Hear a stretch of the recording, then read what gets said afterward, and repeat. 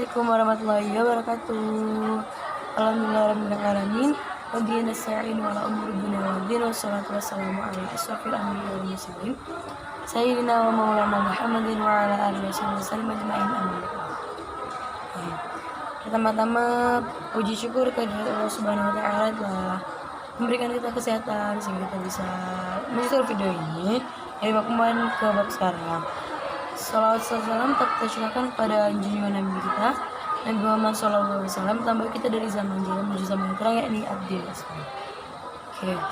Pertama-tama yang saya hormati Abi Hanif dan Umida selaku masuk pada pesantren Syukur Kemal Ban Figa. Dan saya hormati Mas Amik, Mas Awan, dengan Milan, Ning Zara, Ning Ria, dan seluruh para pengurus dari yang perempuan sampai laki-laki. Dan saya hormati adik kelas 7, 8, 10, 11, 12. Oke, jadi pada hari ini tanggal 8 Maret 2021 buat bunga Amin 2, buat Gazwa Amin 3. Oke, selamat ulang tahun buat kalian. Oke, jadi pada malam hari ini saya akan mempresentasikan peta imajinasi saya. Jadi itu adalah pelajaran PPKN. Nah, jadi di pelajaran PPKN ini tuh ada 4 cabang ya. Ini cabang pertama, kedua, ketiga, dan 4. Nah, jadi cabang yang pertama itu menjelaskan tentang latar belakang terjadinya Indonesia. Nah, jadi latar belakang Indonesia itu di sini tuh kayak mengginiin ancaman dari usaha membangun dari kita tuh yang awalnya udah berusaha banget membangun Pancasila, terus tiba-tiba ada para pemuda yang ingin memberontak dan mengancam dari Pancasila itu sendiri. Terus suasana kebatinan perumusan. Nah, jadi pas waktu lagi ada peristiwa penyusunan atau perumusan Pancasila itu tuh suasana yang sangat kebatinan. Jadi semua itu kayak ya lagi hikmat gitu. Nah, jadi juga latar belakangnya Indonesia tuh juga mengorbankan semuanya, mengorbankan jiwa, raga, harta, benda, keluarga, mengorbankan makanya yang berharga itu dikorbankan. Terus awalnya itu kita tuh udah pakai namanya landasan Fondaren Negara. Itu landasannya udah kita pakai dari dulu, dari sejak zaman Indonesia belum merdeka. Jadi itu landasan yang kita belum pernah awalnya itu kayak gitu, terus tiba-tiba disuruh itu tuh kayak nggak banget. Nah, terus itu adalah di latar belakangi oleh penderitaan. Ya, jadi memang ya rakyat Indonesia itu penderitaan itu sangat banyak, dari mulai anak muda bangsanya sendiri yang merusak negara, dari mulai pokoknya banyak banget ya tantangan dari rakyat Indonesia.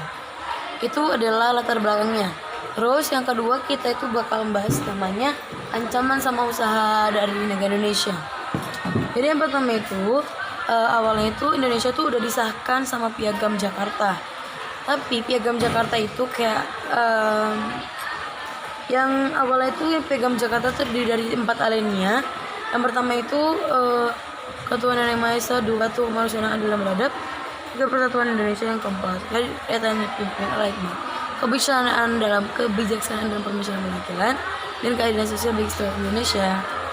Nah, terus karena unsur yang berbeda sehingga mereka tuh mengubah-ubahnya, dan mereka juga tidak menghargai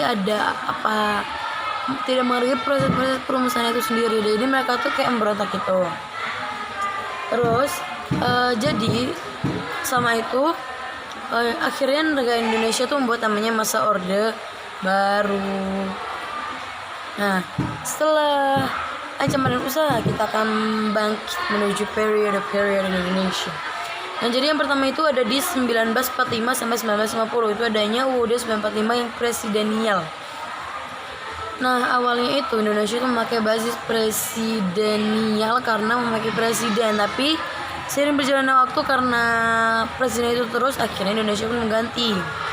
Nah, setelah itu pada tahun 1950 sampai 1959 adanya namanya ideologi liberal. Ideologi liberal itu sangat tidak disetujui oleh rakyat Indonesia, sehingga Indonesia pun memberontak, sehingga negara Indonesia juga merubah pada tahun 1959 sampai 1966 dengan demokrasi pemimpin. Nah, pada saat demokrasi pemimpin juga Indonesia juga tidak mau dan lebih banyak lagi yang memberontak, sehingga pada tahun 1998 Indonesia pun memutuskan untuk melakukan periode baru. Nah terus yang ketiga itu adalah reformasi. Reformasi ini harus dijauhi ya sebenarnya, paling harus dijauhi karena ini tuh kayak merugikan bangsa banget bagi anak-anak muda yang suka reformasi. Nah contohnya adalah pemberontakan kayak para mahasiswa pada saat itu, kejadiannya ada di Jakarta. Itu sangat merugikan bangsa banget sih. Kenapa sih kita tuh harus berontak? Kita tuh satu negara kesatuan NKRI, harga mati negara kesatuan Indonesia. Ini nggak usah kita bertengkar-tengkar lagi, nggak usah demo lagi, nggak usah gitu. Itu ya udah terima aja. Terus tidak konsisten dan komitmen. Padahal awalnya negara Indonesia tuh udah disuruh Pak Presiden buat komitmen. Ya kita sebagai negara Indonesia harus paham. Misalkan kita tuh negara berdaulat, negara ya yang di atas landasan demokrasi. Jadi jangan ada yang namanya reformasi. Reformasi apalagi dilakukan anak muda itu sangat merugikan bangsa banget. Dan itu tuh ntar tuh juga bakal menimbulkan korban jiwa, karena itu bakal memakai senjata tajam. Itu tuh juga bakal intinya tuh bakal set gitu, menimbulkan perpecahan di antara umat Indonesia. Dan yang terakhir itu ada namanya mengkritik. Nah jadi kita tuh sama Indonesia jangan mengkritik itu tuh kayak bullying, itu tuh haram banget sih.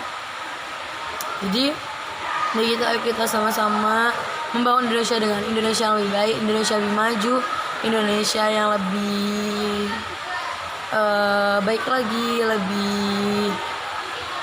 lebih berakhlakul karimah. Jadi kita tuh selalu senantiasa mendengar Allah Subhanahu Wa Taala. Kita selalu menjaga hati, menjaga pikiran, dan jangan netting sama negara sendiri. Kita tuh harus percaya, kita harus yakin bahwa Indonesia tuh bangsa yang bisa maju. Di era 2021 kita harus bangkit. Oke. Sekian dari saya, mohon maaf bila banyak salah kata, dan mohon maaf bisa saya terlalu banyak berbicara. Dan berbicara saya terlalu bertele-tele, mohon maaf sekali karena tidak ada manusia yang tidak memiliki kekurangan. Oke, sekian dari saya. Wassalamualaikum warahmatullahi wabarakatuh.